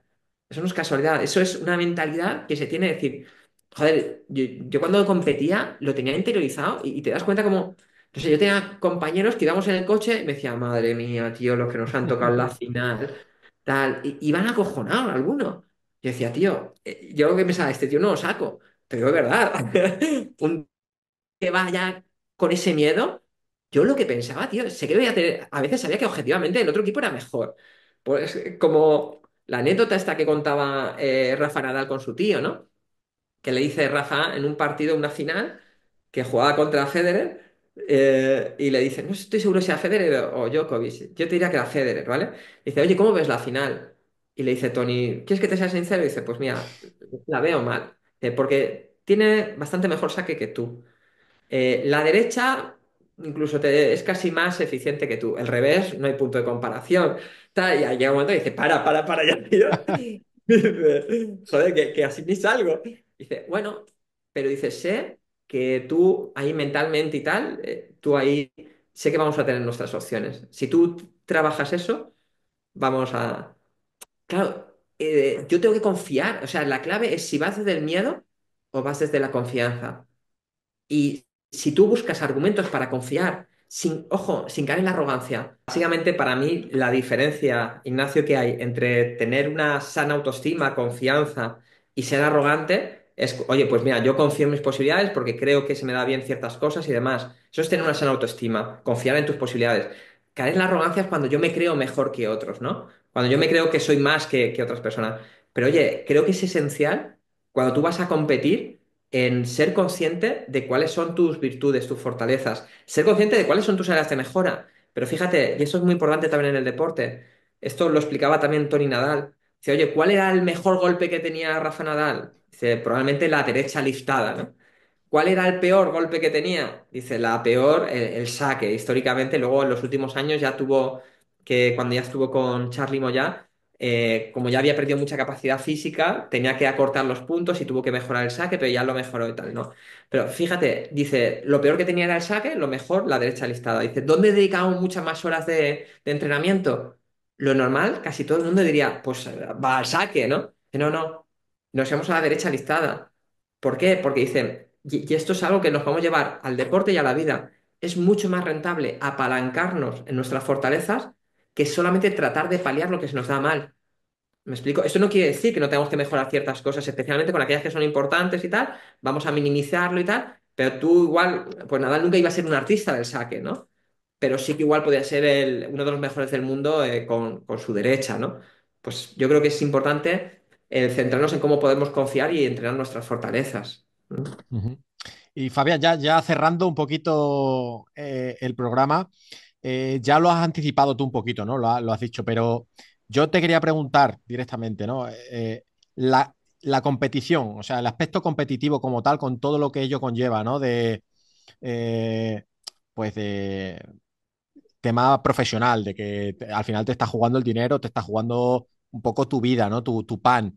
El ganar títulos, la fama, los bonus, todo este tipo de cosas. O sea, lo que es el aspecto competitivo como tal, ¿tú crees que es uno de los principales factores eh, en el deporte que en mayor porcentaje hace que la gente vibre en AM, ¿no? De manera Amargamente, ¿no? amargamente, ¿no? Entonces, ¿tú crees que realmente tiene una influencia directa en un gran porcentaje? Totalmente. Mira, en psicología del deporte se diferencia entre ser competitivo y ser buen competidor. Hay gente que es muy competitiva, excesivamente competitiva, y se descentra, por lo que decíamos antes, porque le da una importancia desmedida a los resultados. Fíjate, antes lo has dicho, al final te estás jugando la vida, ¿no? Mira, hay una técnica que yo soy muy fan, en la que procuro aplicarlo en mi día a día, tanto cuando estoy en el deporte como cuando estoy en cualquier ámbito personal de mi vida, que es la técnica de relativizar, ¿vale? La técnica de relativizar. Vamos a ver cómo se la podemos explicar con un poquito de humor, ¿vale? Tú eres muy jovencito, pero no sé si te suenan los dibujos de Marco. ¿Te suenan Sí, los dibujos de claro. Marco? Sí, sí, ¿Sí? sí. ¿Vale? Lo de Marco era un drama. O sea, esos Era un dibujos, o sea, dramón, es. ya empieza de que algo de lo más duro es que una madre Perdió a no su pueda ver a mamá. su hijo y que su hijo no pueda ver a su madre. Se pega toda la serie ahí buscándolo. Cuando la encuentra ya está enferma, casi va a morirse. O sea, es un drama de serie, ¿no? Pues fíjate, para que se nos quede esto, muchas veces en la vida necesitamos tener marco de referencia. Me explico. ¿Cómo sé si un problema mío es grave? ¿Comparado con cuál? Imagínate, vamos a hacer una escala de 0 a 10 de gravedad. Pues, por Ujú, ejemplo, la situación de Marco, pues era de 0 a 10 un nivel 7 8. Pues, por ejemplo, nivel 10 ¿qué es? Cosas que en la vida nos vienen, pues cosas que son muy duras, perder a un ser querido, que diagnostiquen una enfermedad terminal a ti o a un ser muy cercano, y que tú no puedas hacer nada. Cosas muy duras en las que tú no puedes hacer nada. Eso es un nivel de gravedad 10, ¿vale? Todos conocemos situaciones de este tipo. ujú. Lo de Marco es un 7 un 8. Vale, ahora, el ganar este partido, imagínate, incluso perderlo de 0 a 10 comparado con Mm, Marco y con lo grave de verdad. ¿Qué grado de importancia tiene? Esa es la que tiene más. Es lo que te decía de la ecuanimidad que tienen esos grandes competidores como puede ser Vicente del Bosque o como puede ser Rafa Nadal. Es decir, oye, cuando gano no es tan importante y cuando pierdo no es tan importante. Y fíjate, eso les hace buenos competidores. ujú. Porque hay muchos que son muy competitivos, se piensan que se están jugando la vida, se aceleran, se descentran y tienen comportamientos poco inteligentes para conseguir ganar. Porque fíjate, es más, para mí es muy importante centrarte en el proceso y hacerlo tú lo mejor posible. Porque aunque estés compitiendo contra otro, la verdadera competición es contigo mismo. Yo hay veces Totalmente. que, joder, tío, que había jugado algún partido, incluso hayamos ganado y tal, pero tanto el equipo o yo no sentía que hubiéramos hecho un buen partido. Y no me pude ir demasiado contento. Vale, hemos ganado, pero. Y hay veces, joder, mira, la semana pasada jugó el Atlético de Bilbao contra el Atlético de Madrid. Correcto. Perdimos. Ujú, Pero, tío, el Athletic de Bilbao me encantó cómo la personalidad que ha conseguido desarrollar Ernesto Valverde, que va al Calderón. y domina y tiene personalidad. Habrá momentos en los que lo vas a pasar mal porque es el Calderón, el Atlético de Madrid, te va a chuchar y tal. Pero, oye, aunque perdiéramos, pegamos 3 palos, tal. Tío, yo estoy súper contento con mi equipo. Y si fuera Ernesto Valverde, estaré jodido con el resultado, pero estaré muy contento porque ellos han competido a un alto nivel. Hoy, pues por diferentes factores, fíjate, fueron 3 pósters. Y dos de ellos seguidos que votaron. O sea, que a veces estamos hablando de que 2 centímetros de que se meta o no, y eso no va a marcar todo el trabajo que hemos hecho. Ujú, Para la gente por ahí fuera igual, sí, pero los buenos competidores saben que yo sigo apostando por el camino de seguir mejorando ese proceso. ¿Me explico? Y así es como se convierten en buenos competidores. Por eso es importante darle la importancia adecuada al resultado ujú. y, y no o sea, relativizar. Para terminar de explicar la técnica de relativizar así con más humor, dice, oye, tu pareja es guapa, dice, ¿comparado con quién?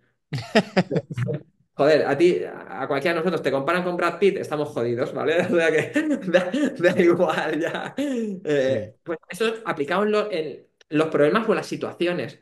Esto es grave, esto es importante. A mí me pasa que yo me ponía, o sea, a mí me daba pánico hablar en público. Y ahora me dedico a dar conferencias y dar formaciones, ¿sabes? Y claro, yo antes la vocecilla te está diciendo "Es que te está jugando, esto es muy importante, tal". Ahora muchas veces me paro y digo, si ahora mismo me dijeran que mi padre tiene una enfermedad terminal, ¿qué importancia tendría esta conferencia? Te das cuenta que ni la fama ni el dinero, ¿sabes lo que nos han vendido? Y esto vuelvo otra vez a la filosofía de vida de la que hablo en el libro, ¿no? Ujú, Fíjate, nos han vendido que seremos felices cuando tengamos éxito. Y tener éxito, ¿a qué nos relacionamos? Lo relacionamos a tener fama, dinero, seguidores, reconocimientos, títulos, y es mentira. Puedes tener todo eso y estar profundamente infeliz, insatisfecho. totalmente. De hecho, Amy Winehouse, cuando le dieron no sé cuántos Grammys y demás, llegan y le preguntan, oye, ¿qué se siente al tocar el cielo, ¿no? De tantos Grammys y tal. ¿Y sabes lo que dijo? Siento el vacío. Porque te has dejado tanto la vida en conseguir ese supuesto éxito y cuando te llegas ahí te das cuenta que está vacío. Porque la felicidad está más en el camino, más que en la meta. Y se nos olvida. Y fíjate, lo sintetizo esto ya con una frase que decía tal vez Sahar, el creador, no, esa era Sonacor, un investigador de Harvard. Decía, después de muchos años de estudio, dijo, el éxito no da la felicidad, es la felicidad la que facilita el éxito. Correcto. Y por eso, en una mesa redonda que estábamos con Vicente del Bosque, lo hablábamos, decíamos, hicimos ese matiz, ¿no? De diferenciar entre el éxito externo y el éxito interno. Y el éxito externo, si no hay un éxito interno de tener paz interior, de estar, tío, la conciencia tranquila de que yo como deportista he hecho lo mejor que podía. O sea, eso, tío, no hay quien me lo quite. Es mucho más importante el éxito interno que el externo. Porque si el interno lo cultivas, lo normal es que a medio o largo plazo te venga el externo que te tenga que llegar hasta donde tú tengas capacidad. Porque no todos tenemos las habilidades que tiene Messi. Pues oye, si tú das tu mejor versión, te llevará donde te tenga que llevar. Pero la putada, aunque sea un nivel más alto, yo me sentiría peor si he llegado a este nivel sabiendo de que tenía mucha más capacidad y no he dado lo mejor de mí. De mí. Que esto es para mí muchísimo más importante. Sí, de hecho, siempre el símil, ¿no? De los deportistas, de cuando ganas un título, ¿no? Y es como, "Oh, he ganado el título". Y realmente muchos, como tú decías de Amy Winehouse, dicen, eh, es que ganar un título me ha durado una tarde de alegría. Es decir, al día siguiente te levantas y tu vida tiene que seguir. No, Es síndrome de la felicidad aplazada muchas veces. Seré feliz cuando gane el título. Cuando ganas el título tienes un momento de alegría transitoria y enseguida te marcas otra vez otro objetivo, porque siempre hay un escalón más, por grande que sea, siempre tienes un escalón más. Y hay una frase que para mí sintetiza muy bien toda esta filosofía, ¿no? Que dice, una persona rápida se repone muy rápido de un fracaso, porque un fracaso es un resultado no esperado, una oportunidad de aprendizaje. Dice, un idiota nunca se repone de un éxito. Y hemos claro, visto cómo en el mundo del deporte ha habido gente con una capacidad y un potencial brutal que obtuvieron algún resultado bueno, pero no supieron gestionar todo eso. No tenían. Y luego ha habido gente que dices, oye, ¿cómo ha progresado? O sea, mira, un ejemplo que aunque a nivel de equipo no sea los valores que a mí me gusta, pero Cristiano Ronaldo. Cristiano Ronaldo, tú lo ves con 17 años, era un tirillas, sí, no tenía casi gol, no, o sea, es un tío que ha tenido una progresión alucinante, cómo se ha ido trabajando un montón de factores. se podría haber trabajado todavía un poquito más Alguno más, sí. la humildad, que a mí es importante, pero fíjate, también se hacen estereotipos. Y me llega gente que ha trabajado con él y me decían que era una persona muy generosa con su entorno. Ujú. Para mí, aunque no sean algunos de sus valores, no sean para mí mis valores esenciales, nadie que le va muy bien sostenido en el tiempo es por casualidad, es por causalidad. Porque hay una serie de variables y en el mundo del deporte hay muchas variables que no podremos controlar. Desde el árbitro, temperatura, azar, ¿vale? Pero hay muchas otras que sí que podemos. El problema es que mucha gente se centra en estas, que es el victimista y tal, Sí, y no se centra en estas que sí que pueden. Por eso cuando tú escuchas una entrevista de un entrenador, de un jugador, te das cuenta quién va a prosperar más y quién menos. Quién solamente está poniendo excusas, echándole la culpa a los demás y demás. Dices, jodido, porque él lo que está diciendo, soy una víctima de las circunstancias o de los demás. claro. Quien habla de manera responsable, dice, joder, pues mira, Carlos Alcaraz. Cuando iba número uno, debuta con el número uno, juega en un torneo, no sé, Australia, ¿dónde era? O Canadá, no recuerdo. Primera ronda pierde. ¿Qué es lo que haría la gran mayoría? Jet lag, muchos partidos, la presión. Él, ¿sabe lo que dijo? Dijo, no sabía gestionar bien esta situación. No supe gestionar bien esta presión y demás. Fíjate, me encantó que dices, hostia, qué gran trabajo ha hecho Juan Carlos Ferrero cómo le ha enseñado a responsabilizarse de sus situaciones, de saber qué cosas sí que dependen de él y qué cosas no dependen de él. Es algo que también se podía ver en Rafa Nadal. Hay una anécdota buenísima de cómo trabajaba eso de la responsabilidad, que un día estaba jugando un partido, no sé si la conoces esta anécdota, y su tío estaba en otra pista. Y enseguida le dicen, oye, mira, mira qué le pasa a tu sobrino que está jugando con la raqueta rota y no se entera. Además que se acerca, le oye golpear y dice, eso no suena bien, ¿no? Y una de las pausas le dice, oye, Rafa, ¿no te das cuenta que tiene la raqueta rota? No, no, no, no, la cambia. Total, que ese partido termina perdiéndolo, ¿no? Y Tony, que era un tío muy exigente, le empieza a decir, oye, Rafa, con los años que tienes y no te das cuenta que tienes... Y fíjate la contestación de Rafael Nadal, cómo a veces también incluso la responsabilidad llevada al exceso puede ser Sí, contraproducente. ¿Sabes lo que le dijo? Dijo, es que estoy tan acostumbrado a tener yo la culpa de todo que no me puedo imaginar que fuera algo externo. Ese se había llevado al extremo, pero fíjate, en lugar sí, de estar sí, sí. siempre la culpa a lo exterior, hasta Sí. cuando era algo externo, se lo atribuía a él mismo. Él, sí, sí, sí, sí, sí, como deportista pecaba mucho de eso. Y es algo que hoy en día en los tenistas se ve más a menudo, pero por ejemplo en los futbolistas no se ve. Yo hay una cosa, Fabián, que, bueno, ya lo he hecho público alguna vez, que no soporto, y son las entrevistas pre y post partido. Me parece que eso es algo enlatado, es algo que denota Hay pocos jugadores y entrenadores que sean interesantes, hay pocos. que no son Pero interesantes. también te digo una cosa, hay una parte que la entiendo, Ignacio, y te digo, si yo también estoy en un máster de dirección de marketing y comunicación y demás, son chavalitos muy jóvenes y tal, y también los entrenadores, y muchas veces ahí casi es más importante, no decir nada que no te cueste una sanción, No liarla. gente, especialmente cuando van encabronados, que van ahí después de haber perdido y demás, es como hacer una entrevista más casi desde el miedo para no cagarla, para no decir nada que pueda jugar en su contra, tanto a modo de sanción o generar un conflicto en el vestuario, o que normalmente en el fútbol profesional tienen sus asesores de comunicación que en cuanto van para allá le están diciendo, incluso cuando un entrenador va a hacer una rueda de prensa, les pasan estadísticas, ya se trabaja todo eso, que es bueno trabajarlo, o sea que yo no hablo como crítica y demás. Sí que creo que a veces coincido contigo que echo de menos un poquito de autenticidad, ¿no? Por eso cuando alguien tiene un poquito de carisma, llámese Joaquín, a mí me encantaba, pues, por ejemplo, aunque algunos dicen que era rollo, a mí me encanta que el filósofo de Bielsa, ¿no? Marcelo Bielsa, tiene algunos mensajes que ese señor es un crack. Pero ¿sabes lo que pasa? Que en el mundo incluso del fútbol, estamos tan idiotizados y tan fanatizados que a veces ser correcto y tal, o sea, incluso hace poquito, termino con esta anécdota ya, uno de los jugadores que a mí siempre me ha gustado mucho su forma de ser, su liderazgo, su forma de gestionar su carrera ha sido Ander Herrera, ¿no? Ander Herrera salió de Zaragoza, llegó al Atleti, supo coger el rol ese que había sido una apostada importante del Atleti, hizo muy buenos años, especialmente con Bielsa, lo ficha el Manchester United, cuando el Manchester United todavía era un equipo potente, se hace con un sitio, gana títulos, rinde bien, lo ficha el PSG, estaba en el vestuario con Messi, con Mbappé, con Neymar, el tío rinde bien, nunca da un problema, un jugador de equipo, tal. Total, vuelve al Atleti, sabe asumir un rol de suplente, cuando sale se deja la vida, ayuda a los compañeros y tal. Lo ficha Boca Juniors hace poquito, Boca. ¿no? Sí, pues hace poquito le estaban soltando, dice que había generado mucha controversia, porque en una rueda de prensa, no sé qué palabra utilizó, porque es un tío que está graduado en periodismo. Claro, es poco común, es un perfil de futbolista poco común. Es un tío que da gusto escucharle, hasta cuando le hizo Sí. bronca en una entrevista, da gusto escucharle hablar, porque es un tío que dice cosas, ¿vale?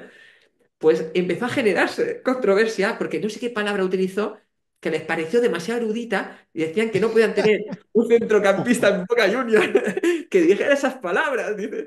Es que ya entramos, que esto es una última el mundo del periodismo dentro del deporte, desde mi punto de vista, creo que ha ido cogiendo mucho el modelo de la prensa rosa, ¿no? Sí, del La que fanatismo. ponemos gente extrema, gente que genere polémica, gente que incluso dé espectáculo a nivel incluso es un poco lamentable. Y quien dice cosas sensatas, quien dice, tío, quien da un mensaje estructurado y demás, está o sea, de Bielsa decían, dicen, bueno, le llaman el loco porque probablemente O sea, el hay tío más una, cuerdo. fíjate, hay una frase que me gusta mucho que dice, en una sociedad enferma, encajar muy bien en una sociedad enferma es un mal síntoma. Es decir, Marcelo le llaman el loco porque no encaja en este mundo de taraos. Sí, sí, sí, totalmente. También tenía sus rarezas el hombre, que como todos tenemos nuestras rarezas, y era un hombre muy extremo y no Sí, era, pero siempre se le veía que él tenía una visión y tenía una idea, ¿no? Y esa idea era muy, muy honesta, muy, conseguía transmitirla. muy Sí que auténtica. hubo un jugador que hizo una de las descripciones mejores que he escuchado. Dice, oye, ¿qué te parecía Marcelo Bielsa? Dice, sin duda es el mejor entrenador que he tenido en mi vida. Dice, no quiero volver a verlo. ¿Por qué? Porque también era un tío que, mira, me encantaba porque les hacía creer en su idea de fútbol. Mira, el Atleti de Bilbao, el Atleti de Bielsa, no llegó a ganar ningún título. Ahora, como jugó el Atleti de Bielsa, a nivel de espectáculo, de intensidad y demás, ir a Manchester y ser protagonistas, o sea, protagonizar el partido, o sea, que se juega lo que quiera el Atleti, comiéndoselos, eso no lo he visto jamás en la vida. Ahora, te digo una cosa, me encanta porque son dos formas de ser totalmente diferentes en la gestión de un equipo, porque al final pasa como en las organizaciones, los equipos se terminan pareciendo a las personas que lo dirigen. O sea, Bielsa o sus equipos estaban aquí o estaban Oh, estaba aquí. muy mal. O hacían un primer año brutal, pero también no se exprimía tanto que muchas veces siempre se decía que a veces ha ido cambiando y ha ido modificando y demás. Pero Ernesto Valverde es un tío, fíjate, es admirable, es un tío brutal para analizar su liderazgo. Es un tío que está en vestuarios del Barça de Messi, ha estado pues, en Valencia, en Villarreal, en Atleti, ganando en Grecia. ¿Recuerdas algún conflicto con un jugador? Cuando fíjate si lo sabría. Pero es un tío equilibrado. Es un tío que ha conseguido hacer al Atleti Club de Bilbao campeón de un título importante después de Después de... 40 años. Que consigue tener una estabilidad. O sea, con el Atleti, con Valverde siempre sabes que está o muy cerquita de Europa, por ahí, y Sí, este año está siempre haciendo. compite. Ha conseguido tratar de una personalidad que eso para mí son los grandes líderes, los que son capaces de conseguir que sus equipos se transmita su forma, su personalidad, y que cuando juegan los partidos sean capaces de dejar su sello. Es decir, oye, tú ves ya un equipo de Valverde y dices, oye, es que ya tiene su sello, ya se sabe a lo que juega. Sí, además un tío muy discreto, muy, muy sostenido, muy, muy contenido, ¿no? Muy... Muy buen líder, Sí, Ignacio, te lo razono. Mira, es un tío que si tiene que exprimir, y siempre muy honesto, muy de cara con los jugadores hasta donde yo sé, y si tiene que exprimirles y tal, les exprimirá, ¿eh? Y cuida muchos factores, ¿eh? Físico, mental, tal. Pero jamás, jamás, jamás repasa todas las ruedas de prensa de su historia. Muy raro que se queje de un árbitro, muy, muy, muy raro, ¿eh? y sobre todo siempre protege a sus jugadores públicamente. Un buen líder les exige en privado, y de cara, siendo con honestidad, siempre pensando en el bien del grupo. Da igual el título, fíjate, a mí me encantaba Muniain y demás, y si él decidía que él se lo lleva mucho al físico, y si no están en el nivel físico que él requiere para el juego que quiere, o sea, él no busca al mejor jugador, busca el que mejor se encaje para su estilo de con eso. juego. Pero jamás escucharás que les haya echado a la prensa o al público encima a sus jugadores, siempre los protege. Ujú. Es un Ancelotti, Sí, lo contrario de Koeman, ¿vale? Ya no hablo tú ves modelos de liderazgo. Recuerdo, Koeman, estaban fallando no sé cuántos penaltis y tal, llevan una racha muy mala. Sale a rueda de prensa y dice, esto es imperdonable, un jugador del Barça no puede fallar penal. Vamos a ver, fallar penaltis es algo voluntario o involuntario. ¿Qué es lo que quieren los jugadores? claro, Meterlo, le están fallando. ¿Cuál es la razón principal? Han entrado en una dinámica negativa, es un tema mental, emocional en gran medida, porque, joder, calidad, si un jugador del Barça no tiene calidad para meter un penalti. Ahora, entonces es un exceso de presión y lo que hace es salir a rueda de prensa y meter más presión, claro, poco inteligente.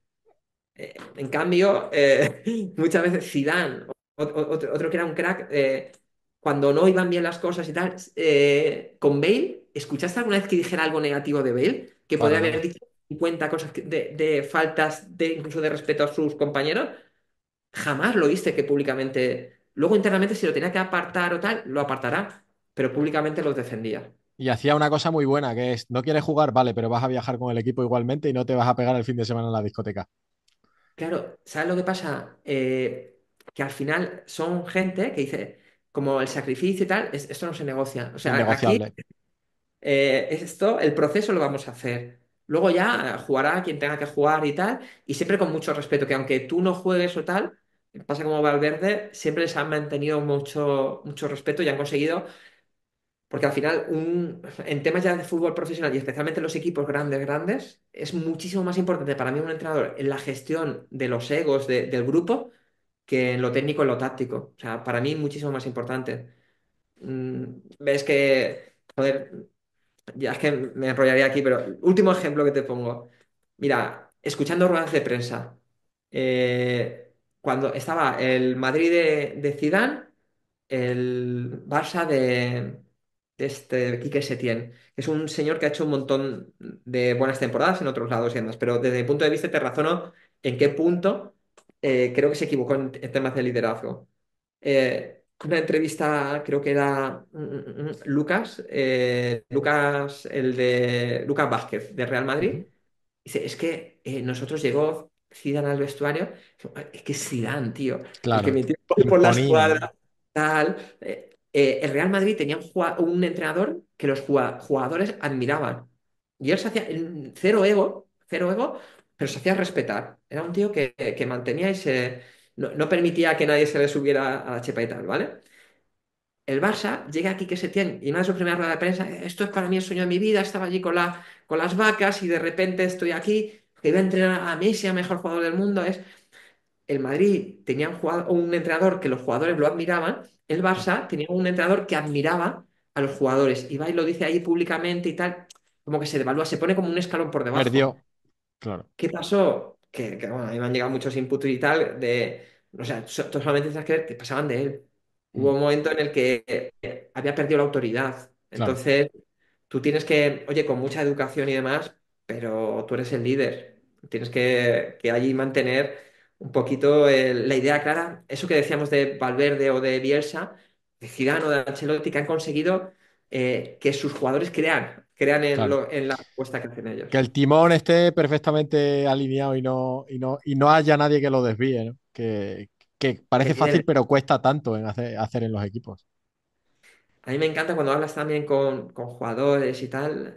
Mira, te voy a poner un ejemplo que me encantó. Antes lo comentaba fuera de cámara, a un chico, bueno, un futbolista ya profesional y demás. Y yo me encanta hacerles preguntas para ver. Le dije, oye, ¿cuál es el líder de tu equipo? Y me encantó ya no solamente la respuesta que me da, porque es muy importante el convencimiento con el que me lo dice y la rapidez con la que me contesta. Me contestó enseguida y dijo, el mister. El Mister sin duda es el líder del equipo. Y dije, joder, ya tengo curiosidad por conocer al míster. O sea, es muy buena señal. Porque eso es para mí el principal trabajo como entrenador. Y luego tienes que tener tus líderes dentro del equipo de los jugadores, ¿no? Porque tendrás que tener gente, no sé, que pues, como un Puyol en su momento, tal, gente que cuando los partidos están mal, sean capaces Claro, de tirar para adelante. Sí. Pues bueno, estaremos aquí, Fabián, pero pues no, y otras 2 horas más que estaría hablando contigo porque realmente no solo es un placer, sino que cuando hablas es que hay que atenderte porque dices cosas muy, muy, muy interesantes. Pero bueno, también vamos a darle un break a, a nuestros oyentes. Y yo lo único desde mi lado que te puedo ofrecer es que quizás la temporada que viene, ya para tampoco cargarlo mucho, pues vuelvas con nosotros y hagamos la segunda parte, porque a mí se me han quedado muchas cosas en el tintero por preguntarte. De hecho, se me había ocurrido la última pregunta, pero bueno, esta la vamos a dejar para la la dejamos parte para el 2. siguiente, ¿vale?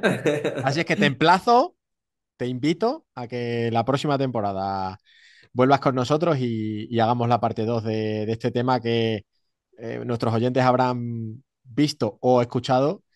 Es súper interesante y aunque no tratemos como tal el fútbol sala en profundidad, es aplicable a prácticamente todos los ámbitos, como tú antes has dicho, a la vida, al deporte y dentro del deporte a absolutamente cualquier disciplina, ¿no? Entonces, Fabián, muchísimas gracias porque la verdad que ha sido un rato para mí genial y eh, no solo me lo he pasado bien, sino que además he aprendido un montón de cosas.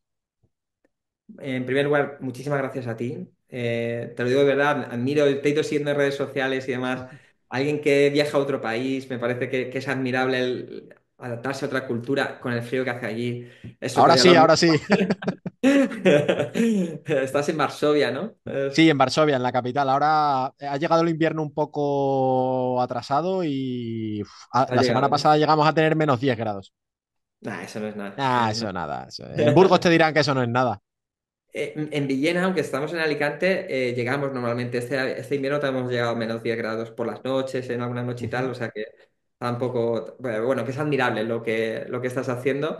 Voy a hacer un poco rollo torrente, por si hay alguna persona, más que nada por si a alguna persona le Por supuesto que apetece. sí, adelante. O sea, Torrente no, perdona, Santiago Segura, que es un crack, ¿vale? Que hacía siempre promoción de sus películas pues bueno, del libro, que si a alguien le gusta, oye, si no le gusta la entrevista, no le va a gustar el libro, ¿vale? Pero si le gusta la entrevista y quiere profundizar y tener herramientas de cómo lo puede poner en práctica en su día a día y demás, pues está este libro que se llama Te explica tu actitud positiva e inteligente, que si estás en España, en cualquier librería y demás, lo puedes conseguir porque lo ha publicado ahora ya Penguin Random House y está accesible para cualquiera, o en Amazon también lo tiene quien quiera. Y ojalá les sea, que se lo pasen bien y que les sea Doy, útil. doy fe de que se lo van a pasar bien, porque además yo hago trampa y he traído mis deberes hechos. Yo lo he O sea leído, que- aunque no salga, sale ahí un poco. Ahí está, ahí aparece. Fíjate, Tony. Lo he leído y merece muchísimo la pena. Gracias a él te pude conocer, así es que Hemos los podido oyentes conocernos, que es hemos lo bueno podido conocernos, todavía no nos hemos desvirtualizado, pero lo haremos seguro. y yo lo recomiendo, vamos, con todo lo que tengo, los oyentes saben que soy un lector ávido y, y a mí me encantó. No porque lo hayas escrito tú y estés aquí, Fabián, que también, pero, pero me encantó. De verdad que yo creo que les va a servir mucho. A mí te lo escribí hace unos años en el Instagram. Luego dejaré el Instagram de Fabián para que podáis seguirle y las redes sociales. De verdad que me cambió la vida. Y no te mentía cuando te lo decía porque he intentado aplicar muchas de las estrategias que cuentas en tu libro y desde que las he aplicado, otras intentas aplicarlas pero no siempre salen, creo y siento que mi vida me va mucho mejor.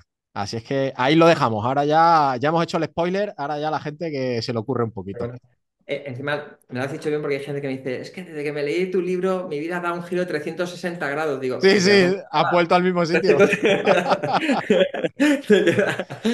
fíjate, sí que creo que ningún libro te puede cambiar al final lo que tú haces con ellos. Sí que hay muchas herramientas que como personas que sois aplicados como tú, creo que cuando aplicas, al final, cuando haces cosas, pasan cosas.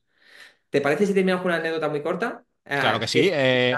El programa es tuyo, así es que lo que Nada, necesites. pues no me digas eso que me quedo aquí. Fíjate, mira, voy a terminar con, en mi época de fútbol sala, estábamos jugando ya en una liga local, un partido de estos pues intrascendentes, pero había uno de estos que nosotros llamamos internacionales. Estos que están jugando la final de la Champions y tal, Sí, que están tipo insultando, pegando codazos, haciendo marrullerías. Y tú dices, es que no procede, ¿no? Está todo el tiempo, todo el partido así, todo el partido así, ¿no? Yo aquel momento tenía bastante menos autocontrol que ahora, aún me siguen faltando, pero bueno, en aquel momento. Y recuerdo que al terminar el partido se me acerca y me dice esa frase internacional típica que dice, va a darme la mano, y así con la mano y dice, lo que pasa en el campo, queda en el campo. Puedo estar ahí una hora dando por saco y tal. En ese momento, no me siento orgulloso, pero sí que la metáfora creo que es válida para terminar el podcast de hoy. Me quedé así mirando, no le di la mano, le dije, mira, tú eres tonto dentro y fuera del campo. totalmente, ¿Dónde voy? Que al final sí que hay una parte que no estoy nada orgulloso de la respuesta que le di. Era divertida, pero no estoy orgulloso. Pero sí que hay una parte que sí que creo, Ignacio, que cuando tú desarrollas todas estas habilidades de inteligencia emocional, de responsabilidad, de estar presente en el presente, de desapego, cuando tú desarrollas estas habilidades, estoy seguro que eres mejor persona y mejor profesional. Así que, no mi libro, cualquier libro, que hay libros muy buenos de todo este ámbito, oye, un libro, una idea te puede cambiar la vida. totalmente, Un ejercicio, una práctica te puede ayudar a mejorar, a evolucionar. Sé inteligente, invierte un poquito de tiempo en mejorar algo que encima, joder, te va a aportar tanto a todos los niveles, así que hacerlo. totalmente. Es más, y lo amplío y ya con esto sí que acabamos. Para mí, y tienes muchas, como digo, tienes muchas enseñanzas que realmente si la gente intenta aplicarlas, va a aprender mucho y no solo aprender, sino que va a notar que en su vida son válidas. Para mí la enseñanza, y voy a hacer un poquito de spoiler, pero bueno, es cortito porque, No, por favor, porque compártelo con la aparece, gente. aparece en muchos capítulos. Para mí la mayor enseñanza que saqué de tu libro es relativa a los chupitos de cianuro, ¿no? La gente la gente vivimos completamente sumergida en, ya no diría chupitos, vivimos sumergidas en bañeras de cianuro, ¿no? En la que solo nos fijamos en aquello, "Oh, fíjate esto que me ha pasado, hijo de la mierda de atasco que he pillado hoy". Y realmente con que abras un poquito la cabeza, ¿no? Tu mente y veas que, como tú has dicho antes, hay cosas mucho peores, ¿no? Relativizar y es decir, bueno, pero si es que esto no es tan malo, es que esto al final forma parte de la vida y aunque yo esté cabreado, encabronado o amargado, voy a tener que pasarla igual. ¿No será mucho mejor pasarla desde una manera, pues eso, amable, O menos agradable, lesiva a veces, porque hay momentos duros menos que hay lesiva, que pasarlos, ¿eh? O sea, van a haber momentos duros, efectivamente, pero sí, yo digo muchas veces que esto es como llevar un airbag. Si tú llevas airbag, el momento duro, el golpe lo vas a llevar, pero te va a amortiguar muchísimo. efectivamente, Y como dice Antonio Bolinches, los buenos momentos son para disfrutarlos, los malos para aprender. Es decir, oye, tener herramientas para amortiguarlo y sacar aprendizajes, porque la gente inteligente aprende de todo el mundo y de todas las circunstancias. La gente poco inteligente se queja de todo el mundo, de las totalmente, circunstancias y de los árbitros. Sí. totalmente. Así es que, por favor, no pedir chupito de cianuro en los restaurantes, ¿vale? Después del postre. Y no en homenaje a otros, tío, Ignacio, porque muchas veces cuando yo me perturbo por otro es como tomarme yo un chupito de cianuro y esperar que se muera el otro. O sea, Totalmente, cuando yo tengo ira, rabia y tal, hablo de ahí que ya hablo de unas cuantas claves de cómo, no son seis, siete, las que hablo de cómo pensar cuando te habla un cavernícola, ¿no? Cuando alguien te intenta atacar, tener herramientas porque lo que te hace daño no es lo que te dice el otro, es lo que tú te estás lo que tú, contando. Dice, ¿cómo cambia el cuento cuando cambio el cuento que me cuento? totalmente. Pues con esto nos despedimos. Fabián, muchísimas gracias. Ha sido un A ti, auténtico un abrazo placer. enorme. Y a Muchísimas gracias. muchísimas gracias a ti y a nuestros oyentes, pues les emplazamos al segundo capítulo de la segunda temporada. Nos vemos en 2 semanas. Adiós. Chao.